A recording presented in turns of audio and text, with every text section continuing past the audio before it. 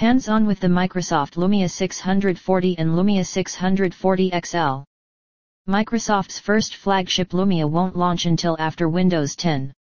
The last few Lumia phones we've seen have been mostly Nokia's work. Still, as time wears on, it's impossible to ignore Microsoft's role in the production and launch of these phones. Sure, anything released in the months after the acquisition was finalized last April were likely very much Nokia phones, but almost a year on, it would be naive to think Microsoft doesn't have some say in these devices. This morning, the company announced two new phones, the Lumia 640 and the Lumia 640 XL. These are, to precisely no one's surprise, budget devices and Lumia to the core in terms of design. They follow on from last year's 630 and 635, and the 640 XL is the first phablet-style Lumia we've seen since the Microsoft takeover. The 640 packs a 720p 5-inch display, while the 640 XL features a larger 720p 5.7-inch display with clear black technology for deeper blacks.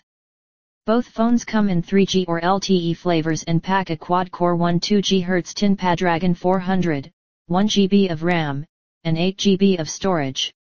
Camera and battery is where these devices differ.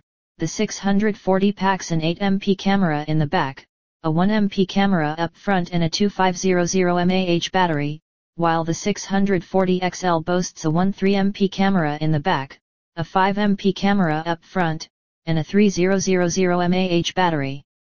Over the last year or 18 months, Lumia phones have proved to be reliably mid-range or even low-end affairs, but, thanks to their Nokia heritage, they're also reliably solid in terms of construction. We didn't spend long with the new Lumias, but we already know that these devices are no different to the numerous other budget Lumias we've seen in terms of build or style. Though they're on the cheaper end of the scale, neither feel creaky in the hand, even with the shiny plastic backing of the smaller Lumia 640.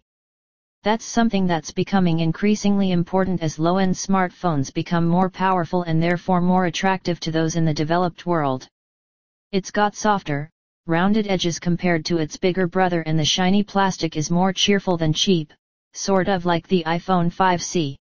The XL matches the Note 4 in screen size, and had the potential to feel lumbering and comically large, but its rounded corners, gently sloping back, and matte plastic casing go a long way towards making this phone feel comfortable in the hand.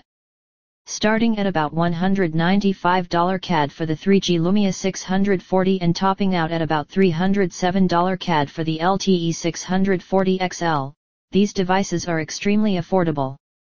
We'll wait for review units before passing final judgment, but these phones will be available globally and will be eligible for Windows 10 mobile updates when the time comes.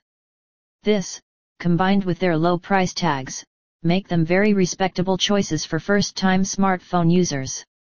We're even more excited to see how much of the Nokia Lumia spills over into Microsoft's own flagship Lumia down the line.